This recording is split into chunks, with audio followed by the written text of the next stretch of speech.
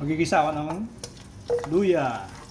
Para sa aking menu for today is mussel meat soup with malunggay. Pamoyin lang natin ang ating luya para masarap higupin sa ating malunggay na mussel meat.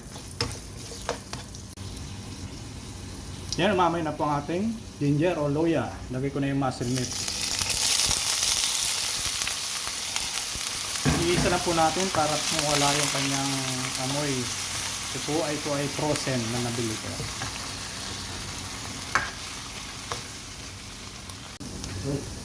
Yan, kati na po ang ating mussel meat. Lagay na po ako ng patis.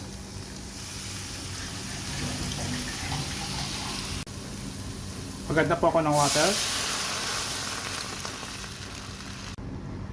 Kumukulo na, ilalagay ko na ang aking sibuyas, kamatis at ang aking sili.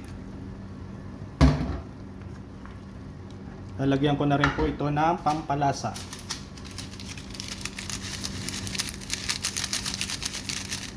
Maglalagay din ako ng paminta.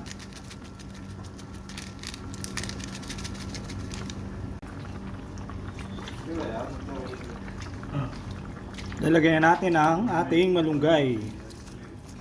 Sa totoo lang, ngayon lang makatikim ng mussel meat na frozen. Hindi katulad ng tahong na talagang sariwa. Kaya tatikman natin kung anong lasa nito kahit sa sabaw lang. Kung anong pagkakaiba ng tahong sa mussel meat na mayroong shell.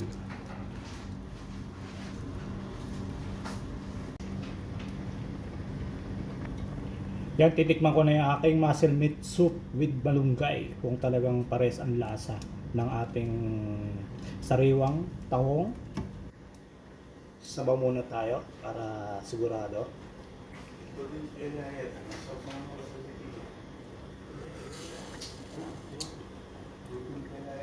Masarap. Wow! Masarap din. Masarap din.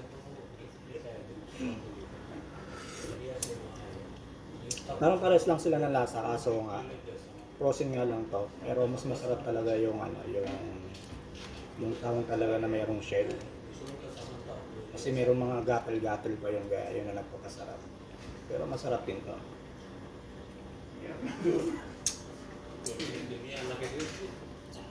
Sarap, masarap. Makalat naman. Tapos spicy.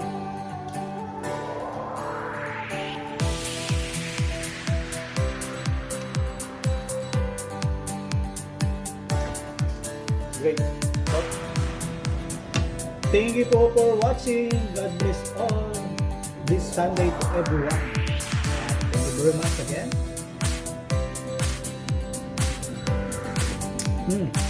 Sarap talaga.